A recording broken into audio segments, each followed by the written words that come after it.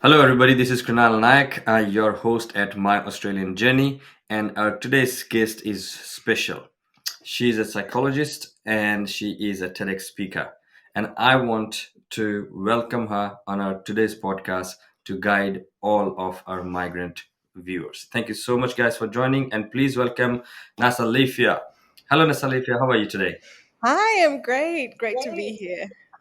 Thank you so much. Thanks for having time for our podcast from your busy schedule. We appreciate a lot and welcome again. Thank you. So lovely to be here. Thank you, Colonel. That's great. And so, Nasalifya, before we start anything, I've introduced you to our audience, but I want, if you can, please introduce yourself. That'd be great. Yeah. So, yes, my name is Nasalifya Namwinga. I am Zambian born, lived in the UK, and then New Zealand, and then Melbourne. So my accent is a bit confusing. Yeah, and I am a clinical psychologist by training, but at the moment, most of the work that I do is around running my practice, where we do some therapy, consultation, EAP services, research. So my schedule looks a little bit different to the stock standard psychologist calendar, which I love. Great. That's great. Amazing. But so let's talk about your career. So you've been where you are based in right now. Yeah, so I'm in Nam, Wurundjeri land. We're in Ascot. The office is in Ascot Vale, and yeah, we see people across Australia and sometimes internationally. Wow. But that's where the work happens physically, is in Ascot Vale in Melbourne. Right, great. So you're Melbourne based, but still, as you just said, if anybody wants to reach out to you from entire Australia or from anywhere from the world, so what sorts of services you provide to people? So let's say, yes, we are a clinical psychologist, and we want to know more about what is a clinical psychology first of all, and what sort of help you offer. Yeah, so clinical psychology is a mix of different things. So the training specifically teaches us how to work with people with mental health, mental illnesses. And dysfunction. So that could be anything from depression, anxiety, schizophrenia, bipolar, a whole wide range of things. On a day, so that's the training. But on a day-to-day basis, what we tend to do is we provide therapy. And we provide therapy for people who are experiencing mental illness, but we also provide support and well-being services for people who are well, but want to, improve their life. They want to improve relationships. They want to do some what we call non-clinical specific work. So Mhm. it's a bit of a range. So I guess the great thing about being a clinical psychologist is you can do everything from either end, from like working in an inpatient unit to working with successful CEOs who want to improve their ability to work with their staff. So Wow, great. And you offer help to everybody in the society. So for whoever is like who are mentally ill, who need help, other than that, who are not ill or who wants to improve their mental health. Wow. yes. So could you please give some tips to our viewers as a migrant when they come to Australia? Because that's what happens, when you come to new country, you feel a lot of anxiety, a lot of worry about your future. And so any tips for our migrant viewers from a psychologist point of view? Yeah, I guess I'll share from a psychologist, but also my personal experience. So I Great. think a big part of why I chose to step into this work is because I was trying to understand my experience moving across different spaces and navigating relationships. So I think the biggest piece of advice that I have at this present moment is that sometimes we don't realize how big of an asset we are in organizations and in workplaces. Sometimes we don't recognize that our experience existing, I talk about it as existing between two worlds or multiple worlds. The world of your country of origin, which may be the culture that you actually live in at home, and Yep. the world of Australia, which may be the environment and the world that you exist in within your workplace. The ability to sit between those two worlds and move between them swiftly is an enormous asset, because you can switch your perspective and your lens when you're doing your work, which is incredibly beneficial within an organization. As someone who has hired people, that is a great asset to have. It means people think creatively and differently. So yeah.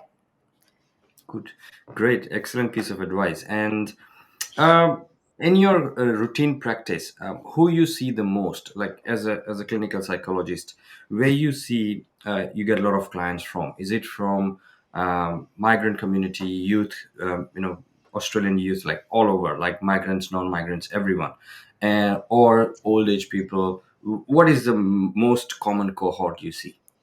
Yeah. So uh, the most common cohort are between the ages of like 20 to 45. Typically, people in their careers.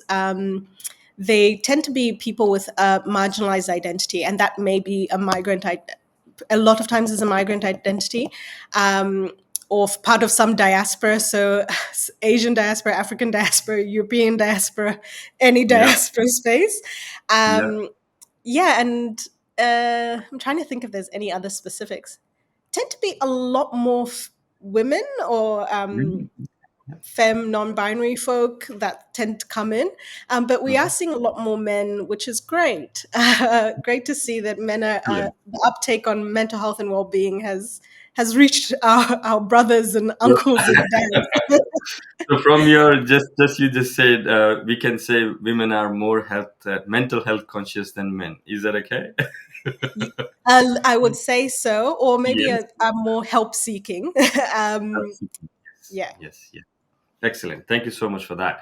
All right. So next question is, what about let's say we because I'm a migration agent and I deal with a lot of young people. So my audience is pretty young and younger than like half younger than me.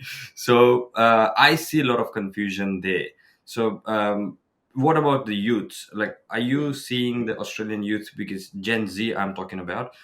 Gen Z is moving forward in a right direction, or what you see as a psychologist? Yeah, so there's an interesting population of people that are not migrants, but their parents are migrants. Right. Um, that like what 0.5 generation, or like people like me whose parents are migrants, and I've lived mostly outside of my home country. Yeah. And I guess there's an interesting generational differences in how this group of people are thinking about mental health, thinking about the workforce, thinking about careers, the breadth of different kinds of careers that they're seeking out. And also, I think you'll probably be seeing people who are choosing to migrate for studies and just to see the world in a very different way because the doors are a bit more open for them than they were for their parents.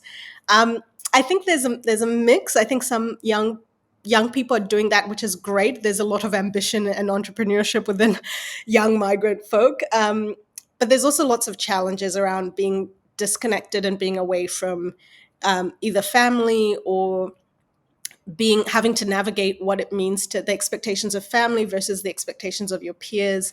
There's kind of those conflicts happening, um, which is an interesting space. Hmm. Excellent. Thank you. So, just on a side note, let's say if I'm mentally ill and I need help, but mostly it's not widely acceptable in the society. Like now it's getting better. Before, back in the days, but when do I feel and when should I consult a clinical psychologist? When what is a trigger point? Yeah. So I'm very biased. I think we all need therapy Yeah. globally. Um, Yeah. and I guess I say that because therapy can can be a space where you're just exploring what your experience has been. And I think as migrants, we have very particular experiences and sometimes are so feel very alone in our experience, and having someone to talk to about that, and having someone that is objective, that is not family, that that can help you problem solve some of the struggles that come into this work migrating, is really useful for anyone. So I guess I'm biased to say everyone needs therapy, but I guess if you're feeling unwell, so if the some of the easiest way to think about mental health is we often don't make notice of when we're well, but we notice when we're not well. So, like Correct. physical illness, your GP doesn't need to tell you that you're sick. You feel it in your body, and it's the same with mental health. It's sometimes you feel things like you're finding it more difficult to snap out of things. Or to move through things, you're finding it harder to wake up in the morning. Any specific changes, so you're eating less or eating more, sleeping less or sleeping more, any disruption in how you normally function within the world um, can be an indicator that something's not quite right. Right. The severity of that looks different, and you can seek help at any point. It doesn't have to be at the very end when you feel like you can't cope anymore. It's actually okay to seek out help when you're like, oh, I'm finding it hard to feel to deal with interpersonal conflict at work, and I'm just not able to pull myself out of low moods in the way that I used to be able to back in, before X, Y, and Z happened, before pre-pandemic, as is the case. Most of our capacity is a little bit lowered post-pandemic. So, yeah, I would strongly encourage to seek support before things feel like you're in the space of a mental illness. Right. Yeah. Great. Thank you. So let's say if someone is needing help, someone is seeking a therapy, and okay, so before I move to that question, I have this question. So, Yes. what is the difference between a treatment and a therapy? It's a very good question. Thank Um, you. so, therapy is a very broad phrase, could mean a whole lot of things. Yeah. Um, uh, Whereas treatment is specifically targeted around a problem. So it might be treatment might be specifically targeting a diagnosed issue, whereas Mhm. therapy could be like what I was talking about. It doesn't have to be a diagnosed issue. It may just be like you're wanting to shift something in your life, you're wanting to improve something in your life. Therapy can address that. Um, so yeah, treatment tends to be more of a medical approach to intervention. And sometimes if you know you have a, I guess that's when you're in the mental illness space, treatment is appropriate. Sometimes we may not actually have a mental illness. We may just have some mental health difficulties, struggles, wanting to improve our well-being. That kind of tends to sit more in the therapy space. Right. So when I am having a therapy, what can I expect? Yep. So one is confidentiality. So Right. what you say in the room is stays within the room, and there are very few limitations to that, and that's mostly around risk. If you're going to hurt yourself or someone else, that is something where the information goes outside of the room. But the thing that you should expect is that what you're saying is confidential, and that is a legal requirement as practitioners that we have to maintain confidentiality. And if we don't, we can lose our license. And most of the time, we don't want to do that because we like working. So expecting confidentiality is really important. And I think also around community, sometimes we think about when we talk about our problems, we don't want everyone to hear and know about them. So that's why I emphasize that this space is very much confidential. The other thing is that it should feel safe. It should feel like a space where you can share what you're going through, share what you're dealing with without judgment. And then the third thing is that it should make you more aware of what's going on for you and potentially, well, eventually help you manage that better. So, confidential, safe space, and then help you manage and cope better. Great. Amazing. And what sort of question I can expect? So let's say if I'm preparing for a therapy, I'm a Mhm, healthy person. I'm not, but still I want to have a therapy. What mhm. sorts of question are surrounded during the therapy? Yeah. So most of the time we ask about what do you want to look different in your life? What do you want to look better in your life?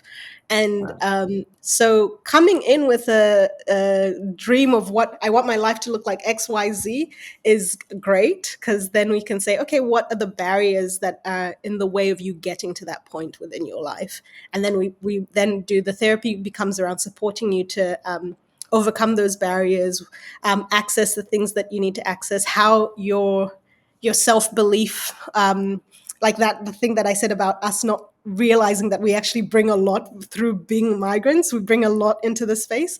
So Yeah. challenging some things that we might believe about ourselves that are we might see ourselves as having deficits when we're actually these are strengths. So it might be just shifting our perspective on how we see ourselves and therefore how we engage with the world. So if I believe that I am an asset in an organization, the way I enter an interview space looks a little bit different if I think I'm at a deficit. Um, yeah, Great. Amazing. Amazing. I still wanted to have one last question. That let's say if I wanted to have a therapy session with you, so how do I reach out to you? yeah. So we try and make it very easy. We on our website at polarpractice.com.au. Hmm.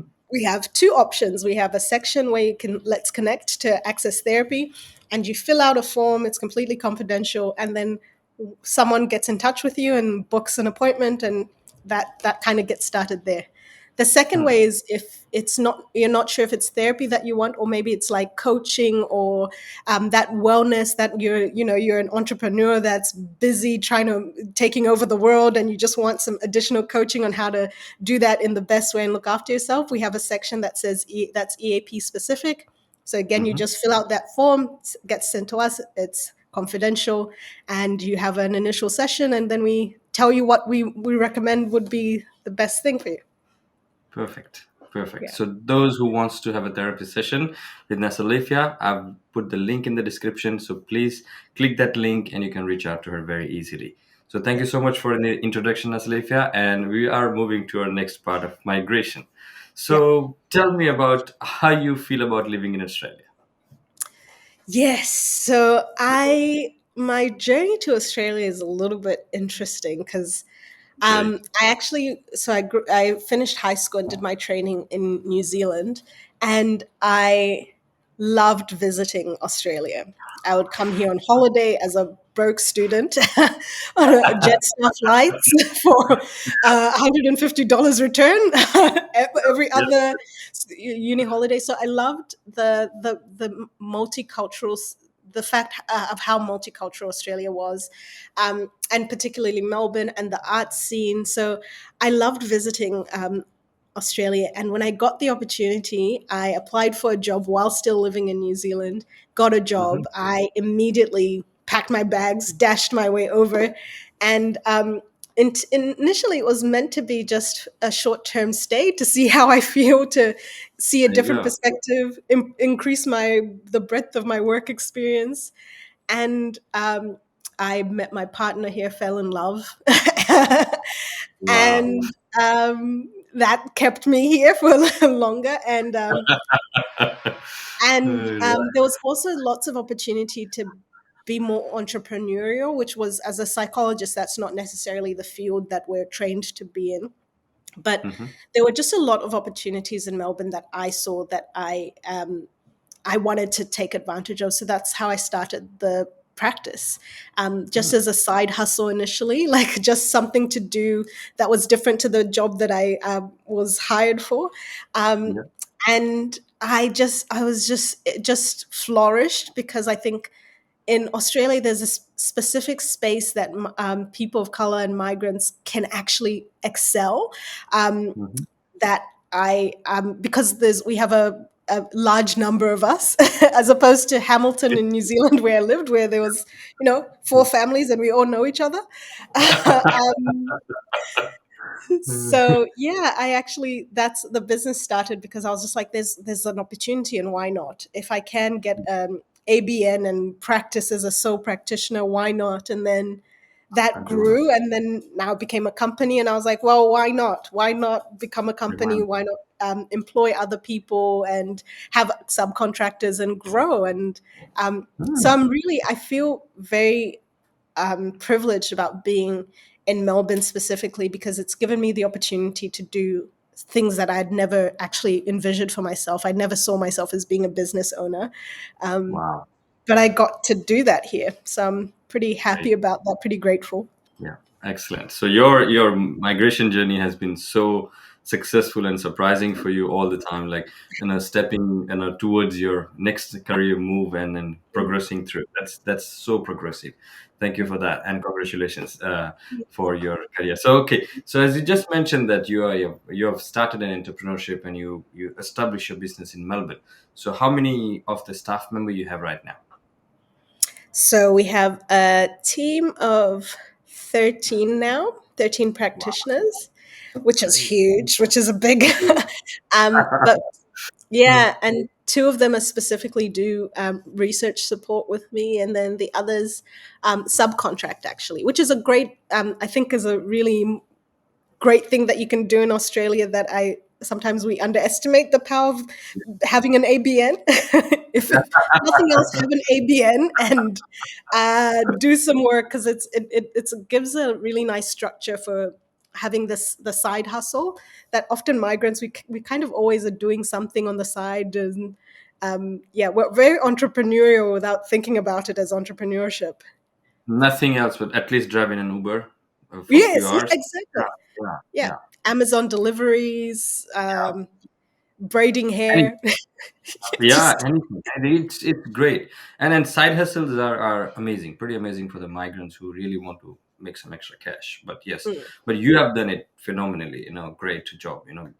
Going in this field and growing. So you just grown by yourself from started by yourself, and then you grow one by one. Is that how you did it? yeah. So actually, how I did it is I started by myself and had a subcontractor working because I just couldn't do the work myself. So Right. got someone to help with seeing some clients, Tigis Kabidi, who is um, East African. And together we actually combined forces and were like, we could do something bigger. And we kind of established the practice together after that into being more than just a subcontractor solo practitioner practice, and that's how we've grown it. So and one of the things that I actually did, there's a program Melbourne Uni Business School run called the Blue Now that's specifically for African entrepreneurs. So I did completed that, yeah, which is a very incredible program run by Dr. Samuelson from the Melbourne Business School, and I did that, and it helped me have that entrepreneurial kind of mindset. Gave me some tools because as a therapist, business is not our day to day Yeah. practice. That's what Yeah. I mean. Like there are all these opportunities that are available within Australia um, that I had never seen anywhere else. So Right. through that, yeah, joined with business partner. I would also encourage people work together because you don't have to do all the work by yourself. There's if you can find someone to help you do the work, it's good. That's great. That's great. Thank you for that, raising it. Could you please tell us more about it? Because yes, there are a lot of solo entrepreneurs I've seen. They just burn out themselves working like 16, 20, 30 years a day, like Yeah. myself, and just put themselves in a miserable situation, and they don't have a way out. So could you please focus that a bit of on this, growing together thing, please? Yeah. Yeah. I think we are stronger together than we are alone. And I mean that in the broader sense. But what Tigis and I found, so Tigis came to Australia through the humanitarian pathway. So we Mhm. have very different experiences of migration. Um, Right. and she's lived in Australia since she was 3 years old. So she has an understanding, a cultural understanding of what the Australian landscape looks like, having gone through all schooling, education, worked here, which I didn't have, which I was missing. So there was, and also she's from the large population of the African diaspora in Australia is East African, which I'm Yeah. Southern African. So there's all this difference of experience and expertise and connection to different communities. That means that we have, just from a marketing perspective, we have broader market because there's two of us from different Thank you. perspectives um, that can pull community in from the different perspectives that we have. And now we've grown. We've got a few more people from Southeast Asian background who again have a very different connection to the Australian community, have a very different connection to migrant communities. And that also broadens out our market of who comes to the practice. And I think that's been really beautiful, because I think oftentimes we feel like we have to compete with each other, and there's like this scarcity of work, but there is so much work, there's so much opportunity, that actually we what's there's a saying that if you put web lines together, you catch bigger fish than if you do with your one fishing hook. We That's it. actually pull in so much more work and than we would if it was just me. And also the burnout, you're right, because the great thing about having other people and Tigis is sometimes when I'm sick and I can't go to a particular event that we need to be at to market ourselves, Tigis can go.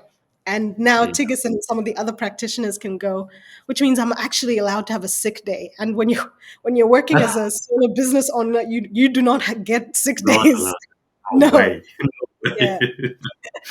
Excellent. Super important point for raising it. And thank you so much. Because, yes, we need help. We need a group. And so I need an African migration agent. I need a Chinese migration agent. Yes. And I need a European migration agent. So, yeah, I will start looking for them.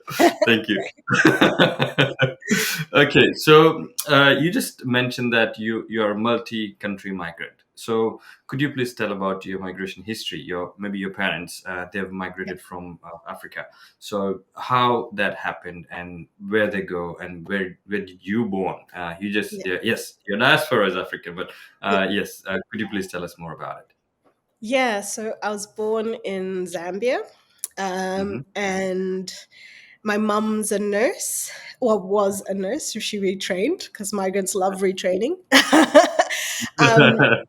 but having a nursing background parent meant that there was a lot more access to being able to live across different places in the world, Yeah, and particularly at the time that my parents decided to move, it was early 2000s. There was a lot of demand, as there still is. Actually, there was a lot of demand for nurses across yeah. the world. So actually the way we migrated was through my mum's nursing work, Wow. um, which used migration agents, supported that journey on every step of the way.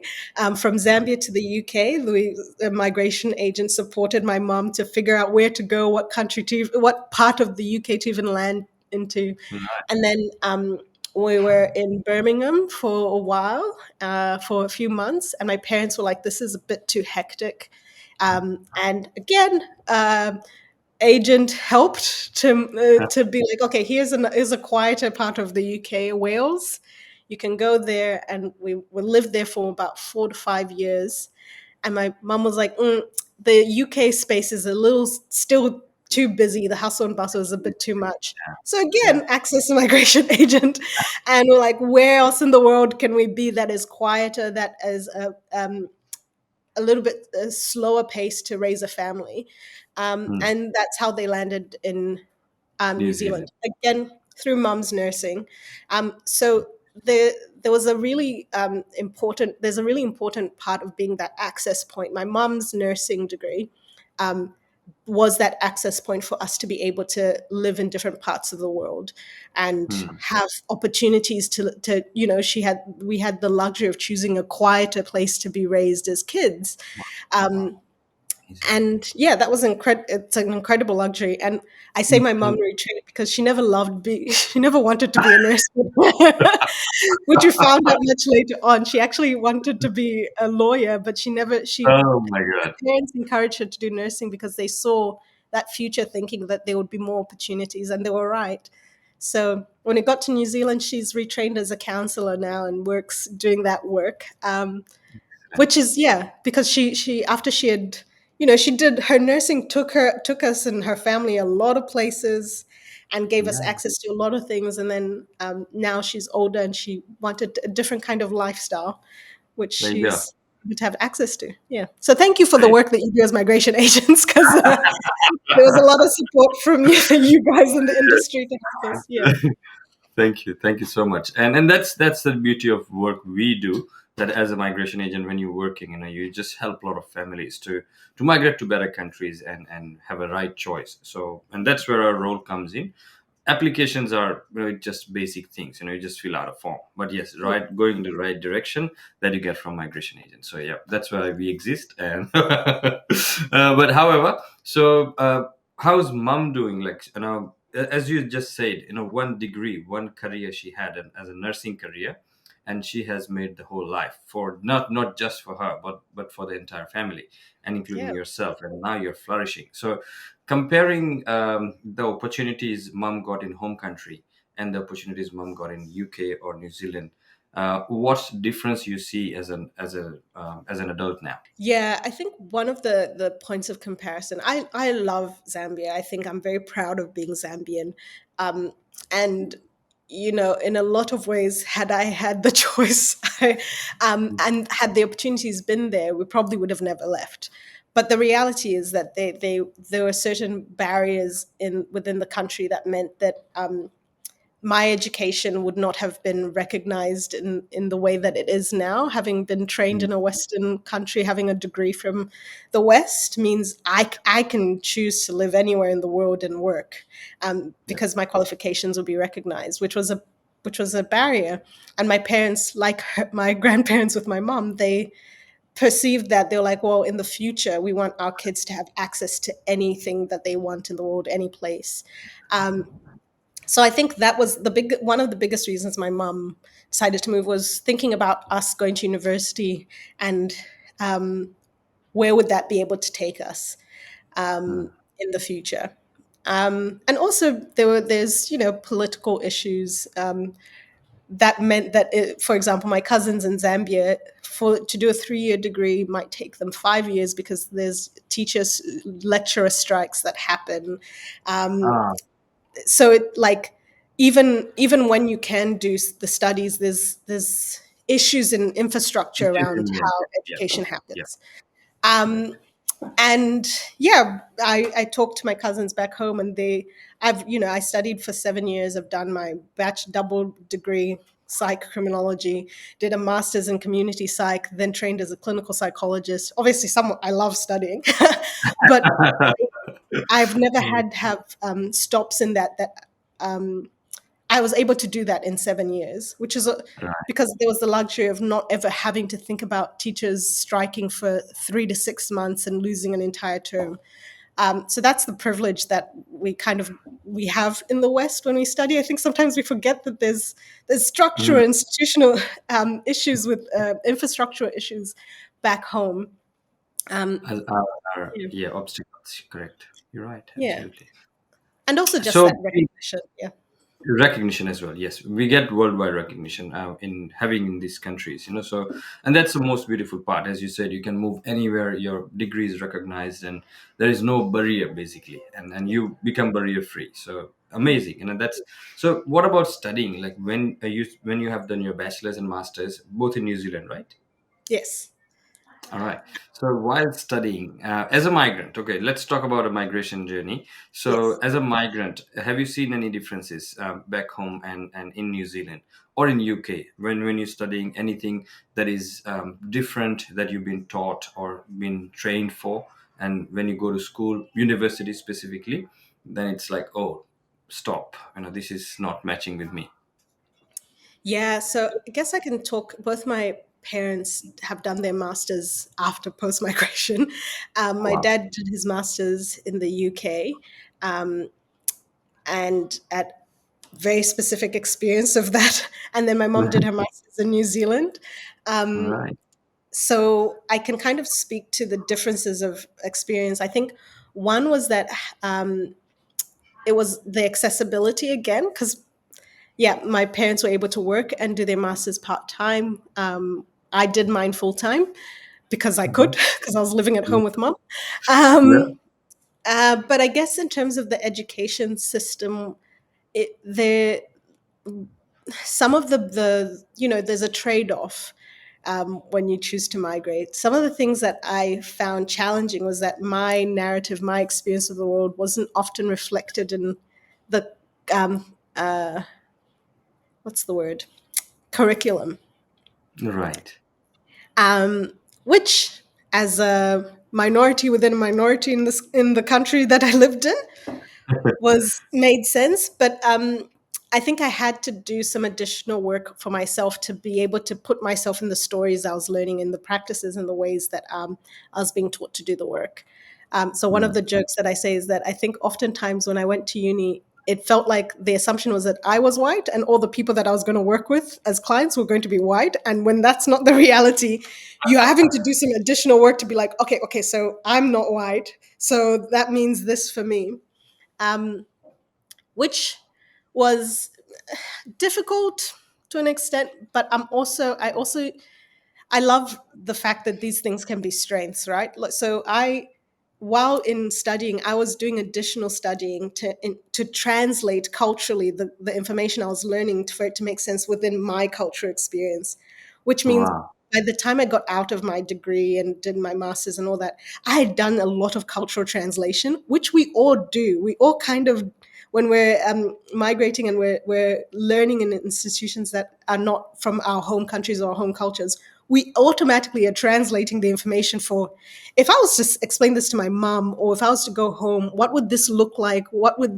How can I transmute this information to people who are still back home or other Yeah. diaspora folk? We do that work, which is why I think we make great employees, because we have done a lot of thinking.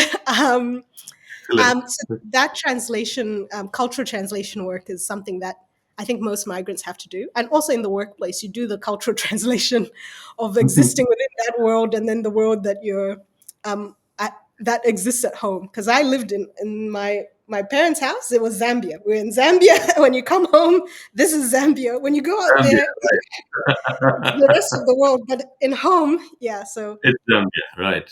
Great. yeah, And we do the same, like when our kids come at home, hey, no, no, no, no, no, you're not speaking any English. You speak your mother language. yes, yeah. And we've been taught like, okay, English they will learn outside.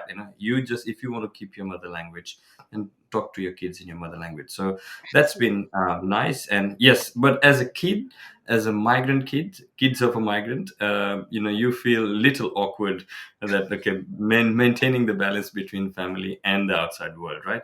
So what are the most common challenges you feel like, or you, in your opinion, other migrants kids who face in Australia or in New Zealand when they migrate, now when their parents migrate and they have to, like, a lot of dilemmas? What sort of most common questions arises? Yeah, a really complicated one that um, I see is sometimes children become the experts of their world before their parents do. Right. When there's that migration, because for example, for me, when we moved to the UK, I knew more about the British education system because I was the only one who was going through it. My parents Wow. didn't have the frame of reference around what the British, so I became the expert of that, my world in that sense, before my Right. parents caught up. Because my parents Mm. did catch up because they put in a lot of, but they were never educated in, even though Zambia is a British colony, so you could argue that we're educated in the British way, but it's, but not in Britain. So there's that, and also um, my dad was studying while we're in high school and school, so he knew about the British education system. But when my mom was doing her masters, me and my younger brother had gone through a bachelor's in New Zealand, so we were helping her with what she can access in terms of university resources, um, Right. what it looks like to apply for a master's, all those things, which is an interesting switch Agree. of who's the expert. Um, it helped that my mum's cooler than all of us, so she had all of the friends at uni that we didn't. So but we Uh, helped her with her they application. help But to get admission and all that, right? yeah, Right. well, so Excellent. that's often a challenge. I think it changes the dynamic between parents and children, and um, sometimes children know it's a complicated dynamic, right? And if on top of that, if you have any translation, if your kids are translating for you because they understand English more than you do, that even amplifies that like difference in roles that parents and children are playing, which can cause some issues. Right. And when, especially when the kids get into adolescence, they were kids, it's okay, 5 years, 10 years, 11. But when they enter in teenage or maybe adulthood, Mm. that's where the most of the challenges comes in. Even if you're from same culture, same country, Yeah. still the differences are there. And especially when the migrant people come in, and when the kids get, oh my God, this is no daddy, no mama, this is not right. Right, those moments. What you have to say about that? What is it like? What different? What is it? How big? How huge is the gap? Yeah, there's a joke that comedians always say about migrant comedians when they're like, the first time I went to my white friend's house and I heard them yelling at their parent. Like there's that, like I could never, I can't slam like slamming doors. I think there's like that joke is real because there's we I Yeah. think people from collectivist cultures parent in a very different way to a lot of times people from individualistic cultures, which in the West tends to be the cultural norm. Mm. There's that I and there's the push and pull because there's value in having that, like the way the people in the individualistic cultures talk about that independence, finding your own identity. You know what's best for you, which is great. Collectivist cultures were like, well, there's honor in age, like you offer respect automatically to people because they've just lived more years than you.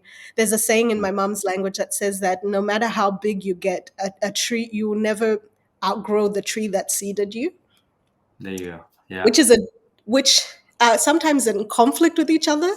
That idea that I am an expert, I'm an individual, my rights are the most important, to like, you will never be my friend.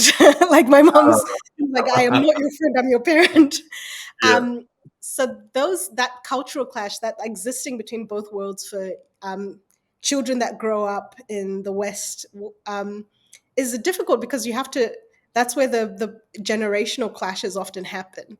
Yeah. Um, but I think the best advice that I've found to navigate that is that there's good things about every culture, and take the good and leave the things that don't make sense. There you go. Yeah. Perfect. Excellent. So let's moving forward. When you moved to Australia from New Zealand as an individual, uh, do you face any challenges while settling in Australia? Yeah, it was really difficult actually. Did you? Oh Um, wow. yeah, it was a bigger culture shock than I thought it would be. From New Um, Zealand to Australia? yeah, yeah. Really?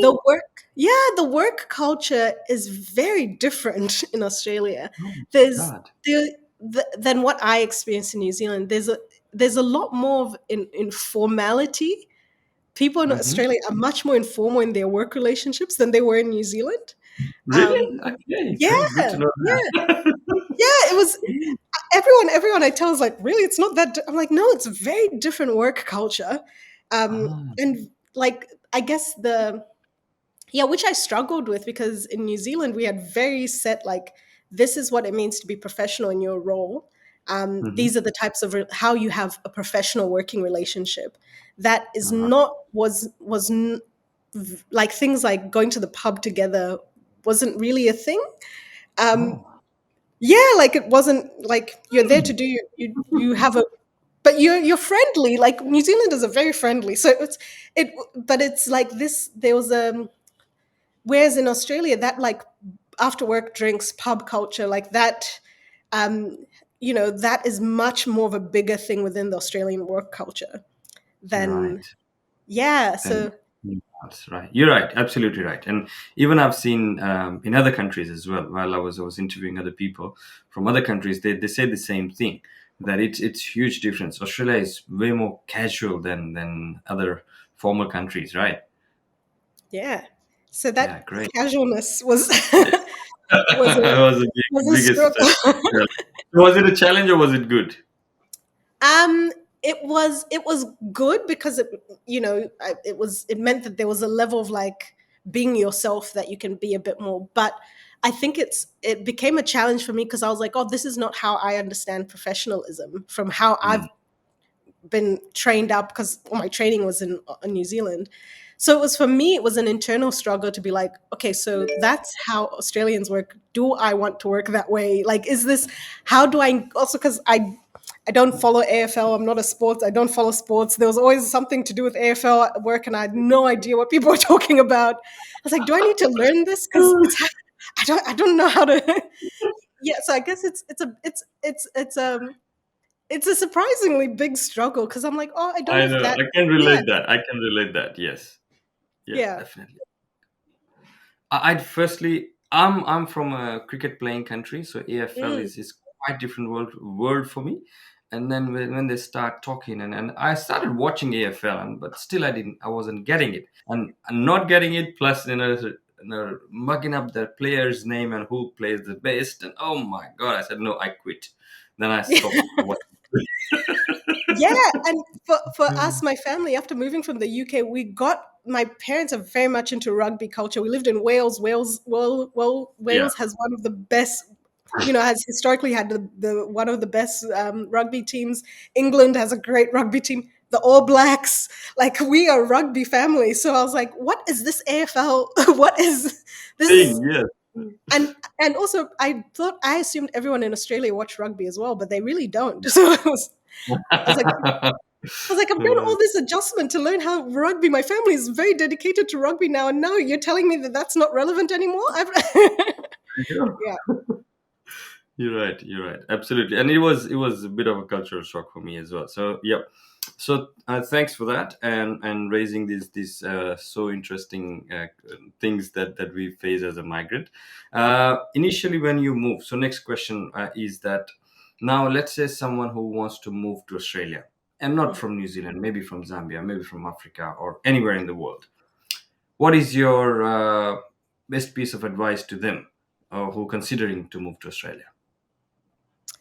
ooh,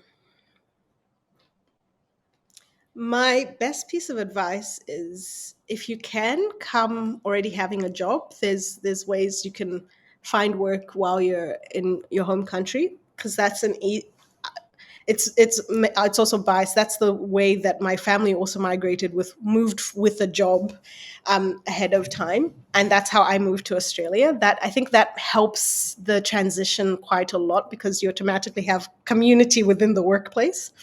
Yeah. So if you can, um, do that. The other thing is, go to events, go on a Facebook page, find out about the community you're coming from.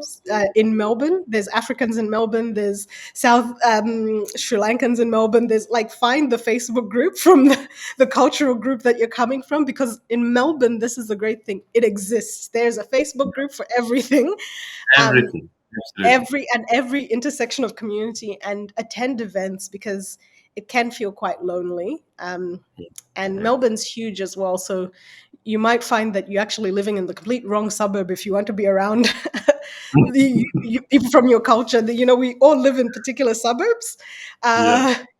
uh, um, but yes, find ways to connect to people. But I don't know, that's my advice, is, if you can No, get no, a it job. is. It is Yeah, perfect. Perfect advice. yeah. Yes. Even as a migration agent, we give the same advice to people. Get a job and then apply for the visa. That's the best thing. Right. So before coming to Australia, do you mind sharing some misconception that people have, and when they come to Australia, oh my God, that happens to them. Being not just your own experiences from your Yeah. clients everywhere. I think that pub culture is post. Oh, is a bigger deal than you might. That post work drinks is important. It's important, a Yeah. cultural pastime in Australia. Yeah. Um, that's one. Uh, Another misconception, I guess, is doing some research on the First Nations people, and understanding the culture that you're coming to, because there's a longer history than what we we might know about Australia. So I think that's a really important one, because I think that helps you understand the landscape a little bit more. And I think it's Mm, important, as someone who's coming from a different country, to honor the people that we find here, and whose lands we are coming and living on. Um, mm. because I think if my perspective is that if we want to be in a multicultural society that accepts us, we have to accept the people whose land we're coming to live on, and have some knowledge and understanding of that culture, um, and respect and honor for those peoples. Um, yeah, and then the third is that the food is great. There's a Ah, lot yeah. of multicultural cuisine. No matter what kind of food you want to eat, you can find it in Australia. You can Yes. order it Yes. online. You can actually cook some of the foods from home if you want the nostalgia of it. It's a great food country to live in, despite Yeah. its isolation from the rest of the world. That's the saddest part, right? Yeah. Okay. So, what about the job opportunities? So, let's say the migration part is over now. You come to Australia and you're just trying to get a job, or some people who do not get a job, they just migrated as skilled migrant or as a student, and they Mhm. try and find a job. So, how you see the job culture or job opportunities in Australia? Is it um, you feel like it's not great or it's amazing? Where we stand as a country. Yeah, I think um, I think it's great. There's lots of opportunities. I think sometimes those opportunities don't necessarily match exactly what we did previously or what we expect the job market to look like. And I say that like in the sense of um, like for example, nurses here can work as mental health practitioners and can actually be therapists and do different kind of work. So it's I think sometimes it's there's a broader scope of what the work you could do is. Hmm. And if you're very narrow focused about, I want to do this kind of work in this specific way, that particular narrow job may not exist in Australia, but there's actually a whole lot of other things that do exist that you could do. So I think being open minded about what work looks like, even if it's in your field. Mhm. But also, sometimes it's better to be just get a job in the industry.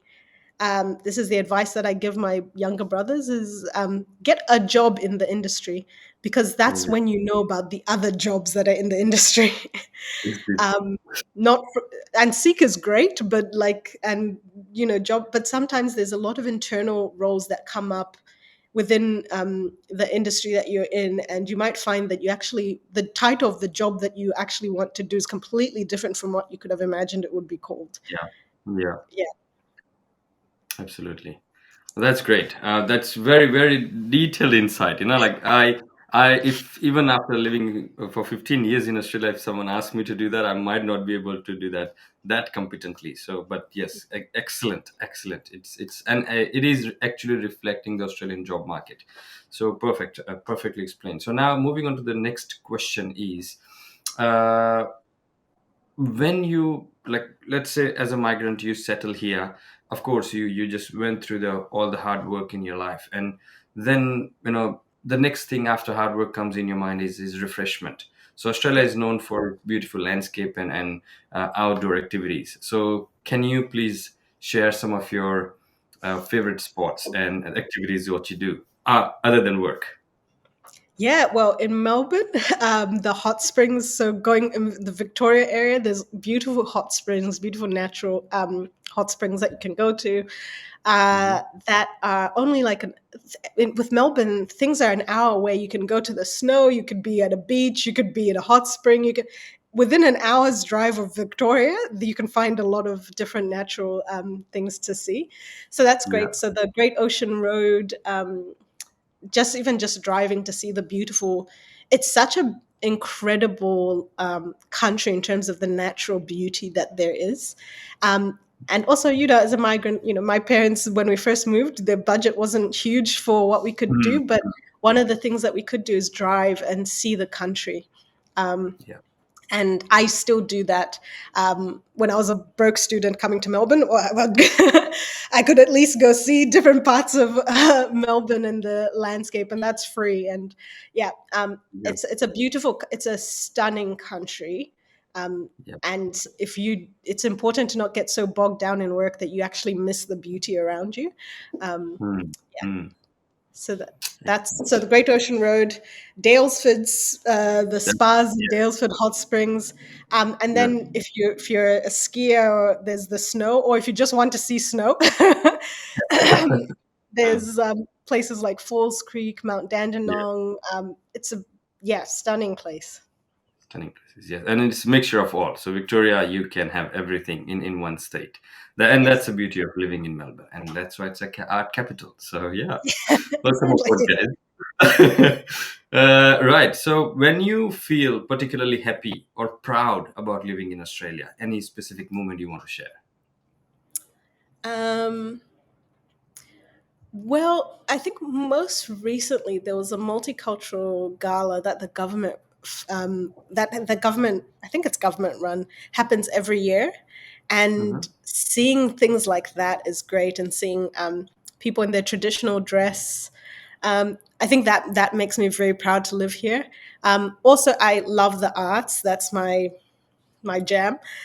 So seeing productions by migrant people of color casts and led productions. There's great theater productions that are happening at the moment. There's art exhibits by artists that look like me and have similar parallels of experience to me. So the art scene is also very multicultural. So being Wow. able to attend theater shows run by black and brown people, and seeing artists perform in, and also the Independence Day celebrations, there's so every especially after October, because a lot of African countries got independence in the 1960s. So After we all October, got okay. independence around the same time. So there's like, we're going into independence season at Great, the great. moment. So there's all these celebrations. I know there's one coming up in a few weeks for Botswana. There's the Zambian independence, there's Zimbabwe. There's all these other celebrations of culture that are happening all over the place. There's also the African music festival that happens in Fed Square, which is a huge thing that's been going on for 10 years. There's all these cultural events, there's Diwali specific celebrations that happen. Like there's so much. If you want to see the world, you can see it through the Everything calendar. in yeah. Yeah, and at the moment there's a beautiful exhibit that I think is still going on, looking at Indian independence and looking at it through fabrication and craftsmanship. So that's happening at the Melbourne Museum. Like it's being held as this beautiful exhibit. So things like that are like, we have, so that it makes me really proud to have chosen to live here and to be part Great, of that landscape, the multicultural landscape as well. excellent. So for migrants who are coming into Australia, what is the best way, in your opinion, what is the best way to integrate in this Australian community? Yeah. Um, I think go to one of those one post after work drinks. Just go. There you um, go. it's good fun, but I think be yourself while you're there. Don't try and become an Aussie. And also there's this expectation that because it's pub culture you have to drink. If you don't drink, you can actually still go and just be yourself. And that's a nice, because it's a very social work culture. Hmm. So it's a good way. It's a very inviting way to get involved. So in that aspect, but also finding your own community. And sometimes community doesn't necessarily look or sound exactly like you. I think we Hmm. found a lot of community within myself. I found a lot of community within East African community, but also the Southeast Asian community, who would not have automatically been my community. But because we're all migrants in this particular way and different in this We just particular way, find a relationship, right? Like we just like, yeah, there's points of we find connection. that. Yeah, Yeah. yeah. Good. Excellent. So that's the way to get started. But only thing, only disadvantage of this Australian pub culture is that makes you alcoholic, at that Yeah, moment. that's why I was like, don't drink every time, and go every now and then, because it can't be every Very day. good. Yeah. Have you adopted any habits with drinking or anything Australian, which is but Um, you do not have previously? yes. So I have had to pick a AFL team, and I have by marriage. I am a Western Bulldog supporter. Oh, Very, it's a religion. That is the if you marry into my partner's family, good luck. that's one adaptation. And I've gone to some games. I Oh, I at least interesting. follow what if the Western Bulldogs are playing because that's my team. I at least know a little bit about what's going on. Uh, All right. but yeah, that's I think AFL is such, especially in Victoria, it's such a big part of how the Yeah. culture. I But think the game, I wanted to add this question to my rapid fire as well. ah, What's your yeah, Bulldogs by marriage. Yeah, yeah. Excellent. All right. So we're moving to our next part of our podcast, which is success. So, what has been your biggest achievement in Australia so far? Yeah. I think my biggest achievement is the being able to create opportunities for other people in the work. So having a team of 13 people is probably the best achievement because um, I feel so privileged that I can offer some access to opportunities that people may not have otherwise gotten. Um, yeah, that's Excellent. probably it. That's really good. And I know it's not ownership or anything, but it just having a team, having working with that many people, it's itself it's a privilege, and I can feel that the confidence on your face. So great, thank you. And what is your success mantra to do that, to be Ooh, able to achieve oh, I have to think about that. it? Oh my God. Uh,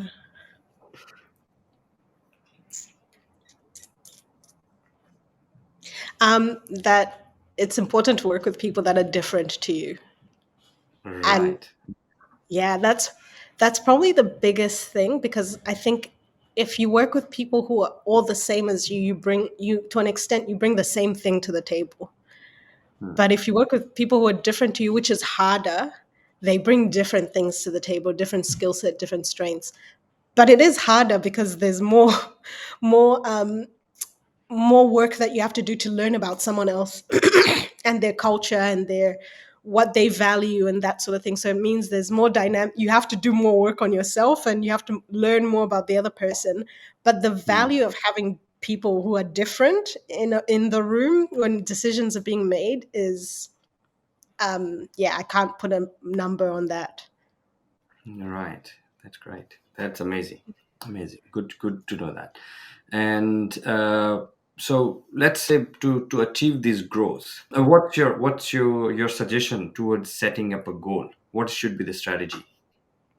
So often when I'm providing some executive coaching to people, what I say is imagine yourself in 30 years or 20 years or 15 years.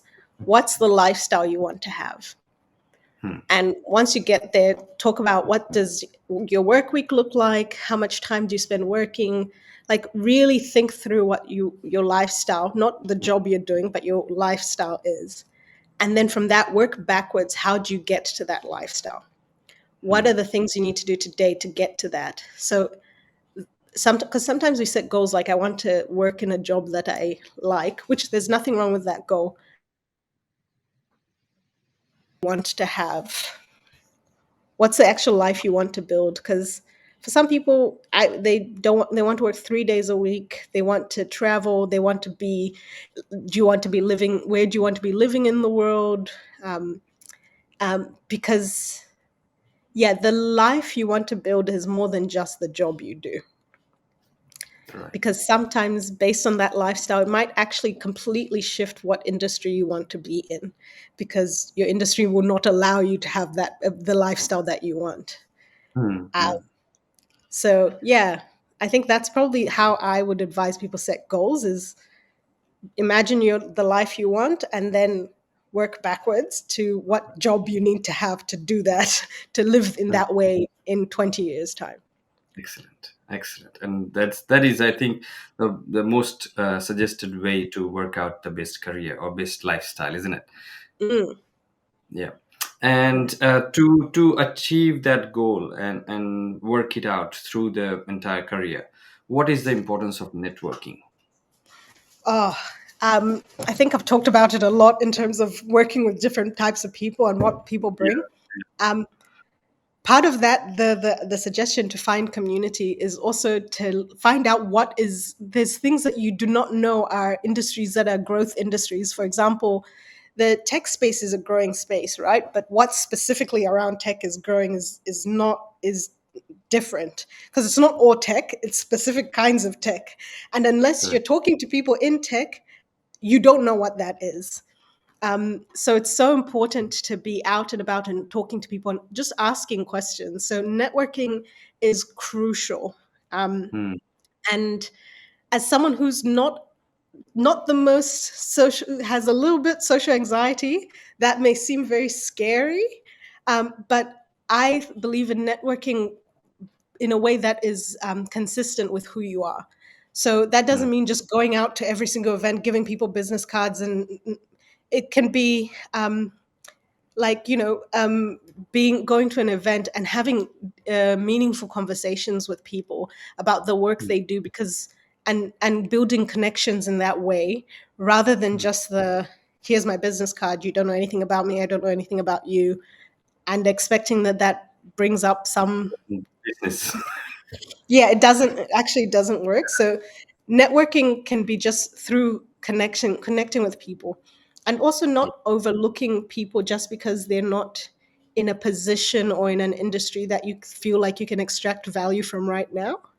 Hmm. Um, the one thing my one piece of advice my dad gave me when working anywhere, because as my parents migrated, my dad, I didn't talk about his work experience, but he worked jobs that were not didn't match his expertise or his qualifications for a while. And one of the biggest things he said is that no matter where you work, value every single person, because you need every single person to be able to do your job well.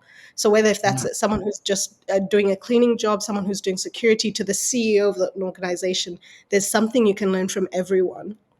And because that person who may be doing the cleaning job may actually have overheard something that you might need if you want the career progression, and because you're rude to them, they have no incentive to help you and give you that information. um, Yeah. and also it's just a good way to respect people no matter what their status is. Yeah. um, but if you're purely thinking about it from a career progression perspective, Still, it's being liked important. by everyone is a really valuable tool to have. And yeah, and because also I think the other thing, my dad worked in as a security guard for in a supermarket for a while he was doing his masters. And some of the people he worked with who gave him respect as security guards, in the end he ended up hiring because he runs an organization now. So there's you never know where people end up as well, and you don't know from looking at someone and their job title what their qualifications are either, or what their next career stage will be. Because yeah, so networking doesn't just have to be like find every CEO in the room and just talk to them and ignore everyone else. um, yeah. It could be anyone, Yeah. anyone you can. It's excellent. A great piece of advice. Thank you so much for that. And while in Australia, we just come here, migrate, settle, grow. We do everything. We flourish, and we just achieve the peak success and everything. However, we miss one part, which is your own health. Hmm. What do you have to say about that? um, I think burnout is a real thing and has actual physiological health impacts. um, Hmm. Chronic stress is has an impact on how, like, health outcomes like blood pressure, heart conditions. And I think in our attempt to make sure that we're excelling in the countries that we migrate to, in Australia, we sometimes neglect that we need to physically survive that As well. success. Yeah. um, because the success can't come at the cost of your health. And you've done the job, you've gotten the role that you want, but you're not well, because your health is what will sustain you within that work. um, so I think looking after yourself is really important. Also, the things that we often neglect are things like regular checkups. Hmm. Hmm.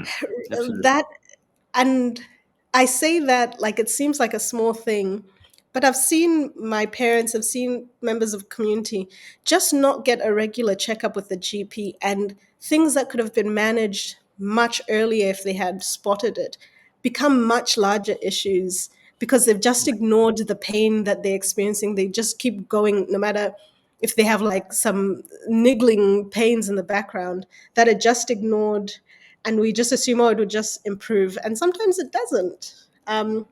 So yeah, regular checkups, and also GPs are really, especially in Australia, are really good at assessing if the physiological distress that you're experiencing is actually maybe around a mental health issue, because the research says that for a lot of people of color, we mental distress often manifests as physical symptoms. So we Mm, tend to be, because there's very complicated reasons, but often it's more acceptable for us to say I'm sick and it's a stomach pain than it is to say I'm so stressed I'm mentally not well. So mm, we end up experiencing what feels like the most acceptable symptom of the mm. distress that we're experiencing. So that's why I'm saying that getting things checked, going to the that checkup, having someone talk you through whether this is actually a physical ailment or you're actually just not coping, yeah, is a really important thing. And I think that's also, yeah, we tend to be physically sick even when the pain is psychological. All right. Okay. So while you were talking, I have another question running in my brain, which is I know this is going to be a viral reel on Instagram. Yeah. So uh, you just raised, you just talked about GPs and they're pretty competent in assessing the situations. But when we talk about migrants, it's totally different picture. When any migrants I talk about a GP, they feel like GPs don't know anything. They just they just prescribe Panadol for everything, and they don't have this assessment like overseas. My doctor was doing this, and the pain was gone in one day. I don't know Mm. what these GPs are doing. So, what is the fact? As an being a clinical psychologist, what's your opinion on that? Um, my thoughts are that finding a regular GP is the key, Hmm. because if you see a GP once for 15 minutes and then you see a different GP once for 15 minutes 12 years later, there's no consistency and there's no continuity of care. So that GP actually doesn't know you. So maybe the solutions might be that they're giving you Panadol because they have no idea about anything else. And the way the Medicare system is, they have 15 minutes to see you and try and help. But if one, you can actually request longer appointments, Hmm. more than 15 minutes.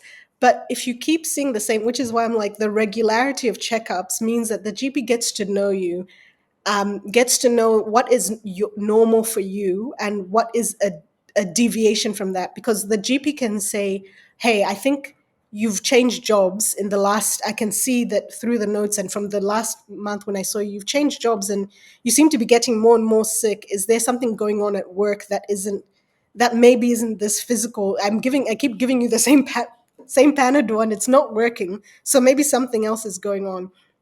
But I Hmm. think I, the Medicare system, which I, as a psychologist, work under, has limitations, and especially if you want to go to someone that is bulk billing and accessible, the one of the ways to get the best care is having consistency in the person that you see, Hmm. and actually going to see them consistently. Because yeah, maybe the first time you see them, the first 15 minutes, they don't know you. They'll say Panadol, but then the next time you come in with the same complaint and they're like, I gave you Panadol last time, it still didn't work. The third time, they're like, okay, so something else is happening here. And GPs, I've worked with GPs that have been very clear. They're like, look, I only have 15 minutes today. I need you to go and book an appointment for 30-minute appointment next time so that we have time to talk about what else is going on, because this isn't correlating. So yeah, having GPs are working within a very tight schedule, and I don't often defend doctors, but I'm going to come to their defense and say that they can only do what they can do in 15 minutes. Um, to support you. Yeah. And again, I can understand, like in 15 minutes you cannot scan a body and pick up the what is happening inside the body. So yeah, people have not people being impatient a little bit, like they just want instant fix, but they don't get it, and that's why I think the frustration comes out. But Yeah. yes, this is the way, you see multiple appointments, you see GP multiple times, and that's where you find the solution, proper solution. So thank you for that.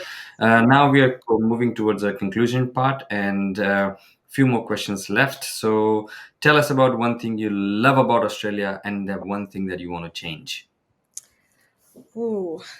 One thing I love about Australia is, I have to say, the opportunities that I've gotten, and the access points that have been given by being here. Hmm. Uh, the one thing I'd like to change. Ooh, how political can I be? uh, Changing the date for Australia Day. Okay, great. Mhm. Important. I'll leave that there Yeah. Okay. All right. because it means a lot of things. There's a lot underneath Yes. that, but Yes. that's probably Yes. Yes. the thing that Yeah. I would change. Yeah. Great. Anything else? uh, no, I think we've come. Yeah, Perfect country. yeah. Oh, and that I would change about Australia. Oh, I was trying to keep it narrow. Okay. What else would I change? Oh, there's so much. I think there's things that I would want to change in the health industry, in the health sector, Hmm. around access to culturally responsive care. Like the thing, I said defended the GPs, but they are limitations. They are issues within the health system in not being the most responsive to people, migrants or people of different cultural backgrounds. So I also acknowledging that, as much as my GP solution was like, what do you do now to what you as an individual can do? If I could change it, I'll change the system to be more responsive to people of color and migrants in particular. Because yeah. Perfect. Thank you. So, and the next one thing, this question I ask all of my guests. So, pretty common. I know you are not in that space and you don't know much about it, but still, if you have a chance to change one thing in Australian immigration system as a migrant, what's your suggestion about that? Oh, okay. Being able to, as being having easier ways to bring family Is from right. Yeah. from the continent. That Yeah. is something. Yeah, Yes. Yes. Absolutely. Your family, especially parents and partners and all that. Yes. yeah. Excellent. Yeah. And what is the most valuable lesson you learned after moving to Australia? The Australian saying, "Back yourself." There you Yeah. go. Excellent. And the last question of this podcast is what is the ultimate key to happiness? Ooh. Friends, food, and family. Oh, nice. Great. Yeah. Thank you. Thanks a lot. And do we have time? Can Yeah. we move towards a rapid fire round? Okay, cool. So let's do a rapid fire round now. There'll be questions you can answer quickly. If you want to pass, just say pass. That's okay. Okay. If you can't. All right. All ready? Yep. All right. So first is what is your favorite Aussie slang word or phrase? Good day. Oh no, mate, Right. All right. mate. Best beach in Australia for a weekend getaway. Oh, anywhere in Sorrento. Sorrento, great. What's your favorite Aussie food? Pass. All right. So sunrise at the beach or hiking at the mountains? Hiking in the mountains. Hiking in the mountains. That's great. Yep. Name a place in Australia where you have not visited yet but want to explore for sure. Uh, South Australia. Eh, Perfect. yeah. Yeah, great. Broad. Quick Anyway, there. one. Anyway. All right, quick one. Tim Tams or Vegemite? Tim Tams. Symptoms, right? Okay, cool. Isn't. What's your favorite Aussie festival or event you want to attend every year? Uh, uh, Grand final, not because of the footy, but because of the atmosphere around it. Yeah, correct. Even you can attend the Boxing Day cricket as well. So that's Yes. perfect. Yeah. Cricket is a bit long. It's a bit long, but I'll give you that one. Yes, it is. Yeah. Share a word or phrase in your native language that explain your Australian journey in few words. Um, Kutalin now Kutalin Mwanfumia, which How's means that? we've come a long way. Oh, nice. Excellent. Excellent. Um, Share a uniquely Australian trait or habit you have picked up. Uh, After work drinks. Pub talk. Great. Let's share a mate moment where you felt true mateship in Australia. Uh, my partner, ultimate mate. Great. Excellent. All right. So, if you want to invite an Aussie celebrity to have a dinner with you, who would that be? Oh.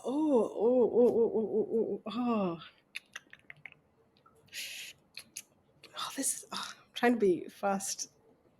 It's okay. Take your time. No problem. Celebrity.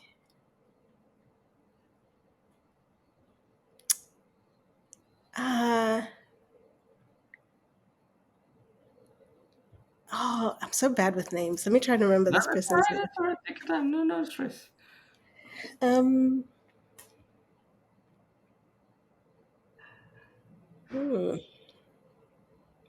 Maybe you're. The ladies from Kath and Kim. Oh, yes. Perfect. Perfect. All right. I think you have already answered this question, but still I will ask cricket or footy? is, there, is there a third option? No. I'll actually say cricket over footy to Cricket. be. Oh, Yeah, okay. yeah. Great. Funniest or moment which is most awkward moment where you're trying to explain something in your native language to an Aussie. Oh, I'll do the opposite. Okay. When Aussies say how are you traveling, I didn't realize that meant how are you doing. I thought it was literally how are you traveling. So I would answer, I'd say by train. Um,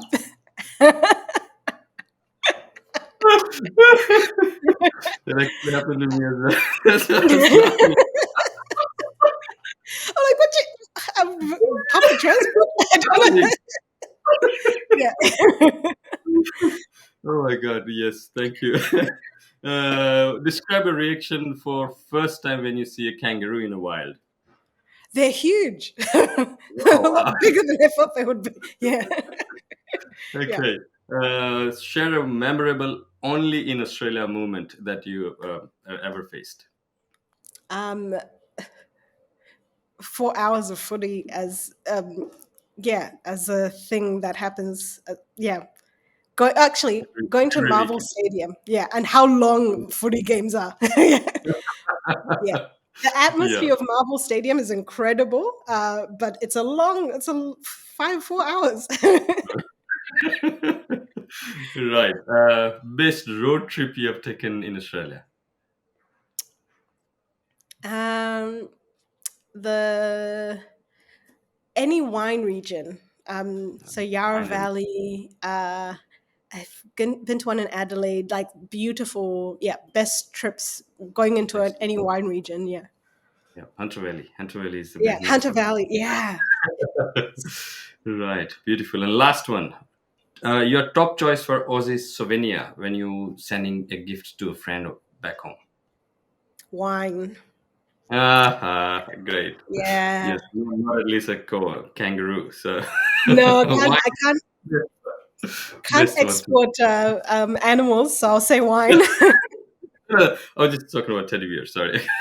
I have to be a little more precise. Thank you so much. So yes, we are at the end of our podcast. So thank you so much being so interactive and active, and it was so insightful, and especially with your expertise in the field. And definitely, we can seek help and get a lot of inspiration from you as a migrant. You've been in Australia for a long, not for a long time, but the way you flourish, the way you managed your career is amazing, fabulous, and it's inspiring story for a lot of other migrants. So we again want to thank you very much and invite you for whenever you have a time to our podcast and guide our migrants. We will next time when we meet, we will do face-to-face podcast. So that'll be more interactive, more fun, and thank you again for having valuable time. No, thank you so much for having me, and thank you for a very lovely conversation. Thank you. Thanks a lot.